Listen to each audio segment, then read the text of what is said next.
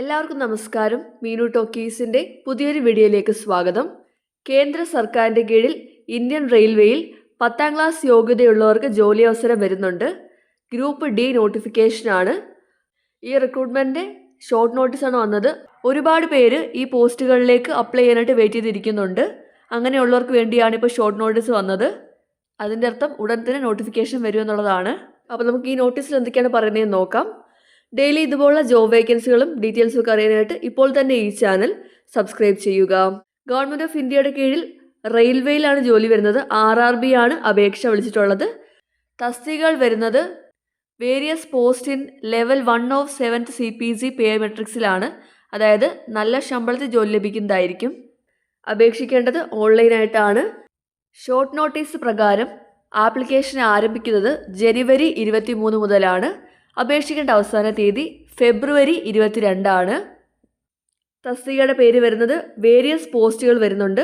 Post ഏതൊക്കെയാണെന്നൊക്കെ നമുക്ക് നോട്ടിഫിക്കേഷനിൽ അറിയാൻ പറ്റത്തുള്ളൂ.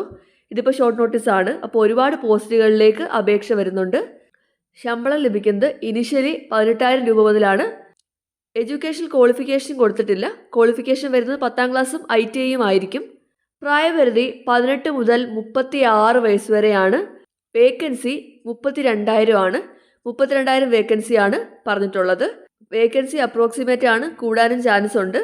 അപ്പോൾ ഇതാണ് ആകെ കൊടുത്തേക്കുന്ന ഒരു ഡീറ്റെയിൽസ് എന്ന് പറയുന്നത്. ഡീറ്റെയിൽഡ് ആയിട്ട് അറിയാൻ നോട്ടിഫിക്കേഷൻ വരണം.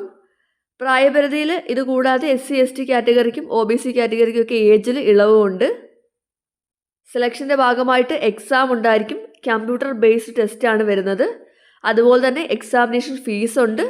എക്സാം ഫീസ് വരുന്നത് SC ST കാറ്റഗറിക്കും ഫീമെയിൽ കാറ്റഗറിക്കും 250 രൂപയാണ്.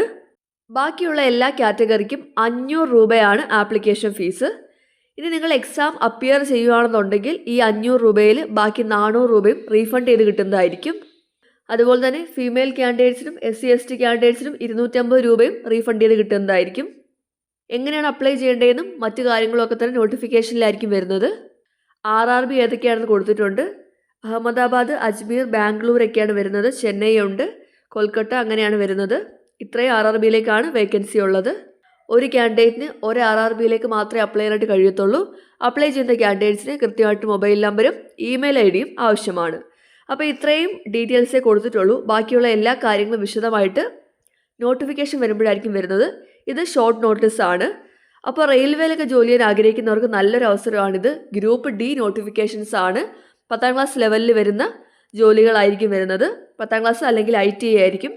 അപ്പോൾ നിങ്ങൾ കേന്ദ്ര സർക്കാരിൻ്റെ കീഴിലൊക്കെ ജോലി ആഗ്രഹിക്കുന്നവരാണെന്നുണ്ടെങ്കിൽ കാത്തിരിക്കുക. ആപ്ലിക്കേഷൻ സ്റ്റാർട്ട് ചെയ്യുന്നത് അല്ലെങ്കിൽ നോട്ടിഫിക്കേഷൻ വരുന്നത് ജനുവരി മാസത്തിലായിരിക്കും. വന്നു കഴിഞ്ഞാൽ നിങ്ങൾക്ക് ഉടനെ അപ്ലൈ ചെയ്യാവുന്നതാണ്. ഇതിൽ പറഞ്ഞ ഡേറ്റ് പ്രകാരം ജനുവരി 23 മുതലാണ് ആരംഭിക്കുന്നത്. അപ്പോൾ നോട്ടിഫിക്കേഷൻ വരുമ്പോൾ നമ്മൾ വീഡിയോ ചെയ്യുന്നതായിരിക്കും. താല്പര്യമുള്ളവർക്ക് അപ്ലൈ ചെയ്യാവുന്നതാണ്.